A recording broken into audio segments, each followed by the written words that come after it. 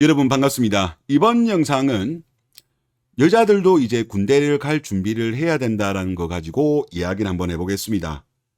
지난달에 대전시에서 산불 비상 소식과 관련해서 논란이 한번 있었죠. 남자 직원은 집합시키고 여자 직원들은 기가 조치시키면서 남자 공무원에 대한 역차별이 아니냐, 이게 난리가 난 적이 있는데, 결국 대전시에서는 경솔했고 차례 깊지 못했다라고 사과를 했죠.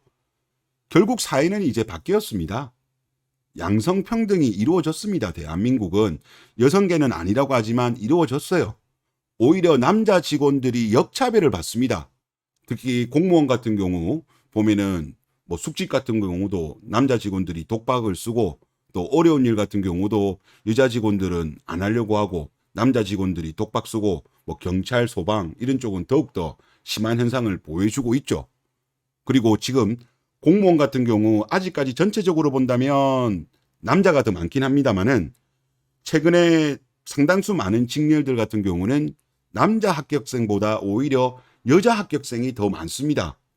일부 같은 경우는 오히려 여자가 너무 많아가지고 양성평등으로 남자 공무원이 합격하는 경우, 30%는 양성평등을 하니까 그런 직렬마저도 나오고 있는 게 현재 상태예요. 그래서 이런 식으로 가는 거는 맞지 않는 거죠.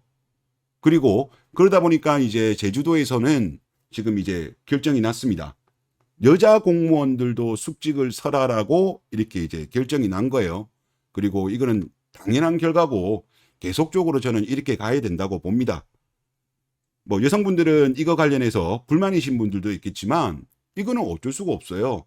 왜냐하면 지금 여자들이 사회 진출이 확실히 많이 늘었고, 공무원 같은 경우는 한 20년 정도 지나면 아마 여초 직업이 될 거예요. 그래서 이런 식으로 계속적으로 갈 수 없기 때문에 서서히 바뀌어야 되는 겁니다. 그리고 제가 그런 이야기를 해보고 싶어요. 지금 대한민국의 남성들이라든가 대한민국의 어떤 사회에서 여성들한테 배려를 많이 해줬습니다. 그러다 보니까 병력의 의무 같은 경우는 우리나라 헌법상으로 봤을 때 남자만 한다고 되어 있지 않습니다. 남녀 구분이 없이 그냥 대한민국 국민이라면 병력의 의무를 진다라고 되어 있죠. 그럼에도 불구하고 지금 남성들만 군대를 가고 있습니다. 그런데 지금 여성들 같은 경우는 결혼도 안 하겠다, 출산도 안 하겠다, 이렇게 가고 있는 분위기죠. 그러니까 호의가 계속되면 권리인 줄 아는 것 같습니다. 군대 안 가는 것도 권리인 걸로 생각을 하는데, 그러면 이제 소위 말해서 의무, 어떻게 보면 사회에서 출산과 육아에 대해서는 여성분들이 좀 부담을 해 주셔야 되는데, 부담을 안 하겠다라고 한다면 이제 의무도 같이 지어야 되는 사회로 우리가 가야 된다라고 보입니다. 가야 되는 분위기고, 그리고 앞에서 말씀드린 것처럼 우리나라 헌법상에서의 병력의 의무는 대한민국 국민 모두에게 있는 겁니다. 남자에게만 있는 게 아니에요. 그동안에 남자의 병력 자원이 충분하기 때문에 여성분들을 배려를 해준 거예요. 근데 여성분들이 애도 안 낳겠고 결혼도 안 하겠다고 하니까 저출산은 계속적으로 이어지고 있죠. 그러다 보면 결국은 여성분들이 부담을 안는 겁니다. 제가 어제 영상에도 그 이야기를 했지만, 여성분들이 애 안 낳겠다라고 하면 실제 남자들은 직업적으로 크게 피해를 안 봐요. 남자는 거의 다 제조업 쪽에 많이 몰려가 있고, 그렇기 때문에 피해를 안 봐요. 실제 피해를 많이 보는 거는 뭡니까? 요초 직업들이었어요. 지금 현재 발생하고 있는 게 뭐 유치원, 어린이집, 그리고 학교 교사, 이런 거 다 여초 아닙니까? 남자들 없는 데예요. 실제 애 안 낳겠다 하지만 실제 피해는 본인들이 보고 있는 거예요. 그리고 군대 같은 경우도 똑같아요. 여성분들이 애 안 낳겠다 하면 결국은, 물론 지금인 분들은 애를 안 낳겠죠. 군대를 안 가겠죠. 하지만 이후의 여성들, 지금 태어나고 있는 여아들은 군대를 가야 될 수도 있는 상황이 발생하는 거예요. 실제 이제 북유럽 같은 경우가 양성평등이 많이 이루어진 나라죠. 그런데 이들 나라가 보면 좀 인구가 적습니다. 인구가 적은 나라들이다 보니까 결국은 군대를 갑니다. 노르웨이 한번 보세요. 노르웨이는 2015년도에 여성 의무 복무제를 도입을 했습니다. 그리고 스웨덴 같은 경우는 2010년도에 폐지를 했다가 2017년도에 다시 도입을 해서 징집 대상을 여성으로 확대를 했어요. 그리고 제일 위에 보시면 이제 노르웨이, 스웨덴에 이어서 덴마크도 여성 징병제를 도입하냐 검토를 하고 있다는 겁니다. 그리고 올해 1월 기사예요. 그러니까 병력 자원이 부족하면 어쩔 수 없어요. 이런 북유럽 같은 경우는 러시아 때문에 그런 거거든요. 우리나라 같은 경우는 아시겠지만은 아직까지 휴전 국가예요. 이런 북유럽보다 우리나라가 더 전쟁의 위험이 큰 나라라고 우리가 볼 수 있는 거죠. 자, 실제 국회에서도 작년에 보니까 이거 관련해서 토론회가 국회에서 있었습니다.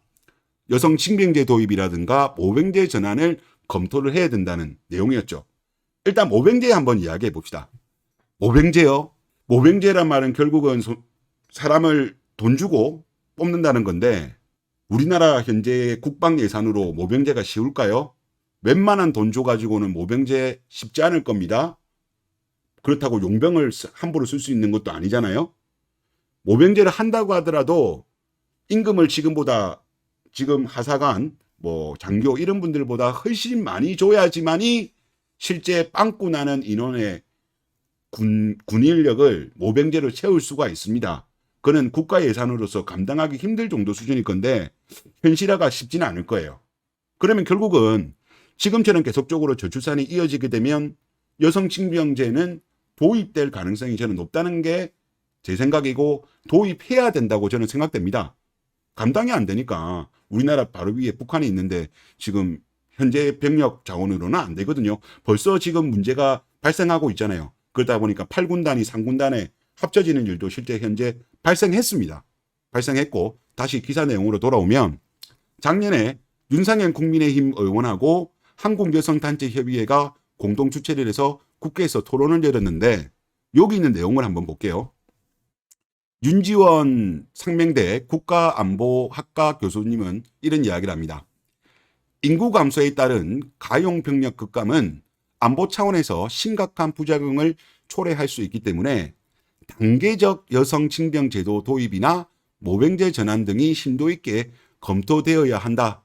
단계적으로 여성 징병제가 필요하다고 말씀하시는 거예요. 검토해야 된다. 그리고 유용원 조선일보 논설위원은 이런 이야기를 합니다. 북핵 미사일의 고도화 등으로 인해서 현실적으로 병력 자원을 줄이거나 복무기간을 증가시키는 거, 지금 1년 6개월이죠. 남성분들. 이거를 늘리는 거는 어렵다. 여성 징병제 도입도 진지하게 검토가 필요한 상황이다.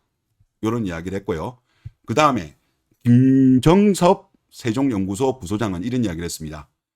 병력 자원인 20세 남성의 인구의 병동 추이를 보면 최소한 수준인 상비 병력을 유지하기도 어려운 상황이다. 그래서 이분은 모병제라든가 이제 이런 이야기 부사관 늘려야 된다 이런 이야기가 하는데 결국은 뭡니까? 모병제를 하든지 여성 징병제를 하든지 해야 된다는 그 의미예요. 이대로는 안 된다는 겁니다. 또 밑에 모종화 전 병무청장은 이분은 모병제로 가는 게 낫겠다. 이렇게 이제 4분 정도 기사가 나왔습니다. 여기 제가 여성 징병만 관련된 것만 제가 딱 뽑은 게 아니라 여기 기사에 있는 거 전부 다 가져온 겁니다. 이렇게 보시면 될 것 같아요. 그래서 애 안 낳겠다. 남자들 니네들한테 애 안 낳아주겠다고 막 여성단체에서 지랄 연병 뜨는데 결국은 피해를 보는 거는요. 여성분들 본인이십니다. 지금 요초될 직업들이 계속적으로 없어지고 있고 그리고 결국은 군병력 빵꾸 나면 여성들도 이제 군대 가는 그런 시대가 열려있게 될 겁니다. 이거는 우리가 선택한 게 아니라 여성분들이 애 안 낳겠다는데 이제 군대 가셔야죠. 그런 이야기로 마무리하도록 하겠습니다. 이번 영상 여기서 마치겠습니다. 감사합니다.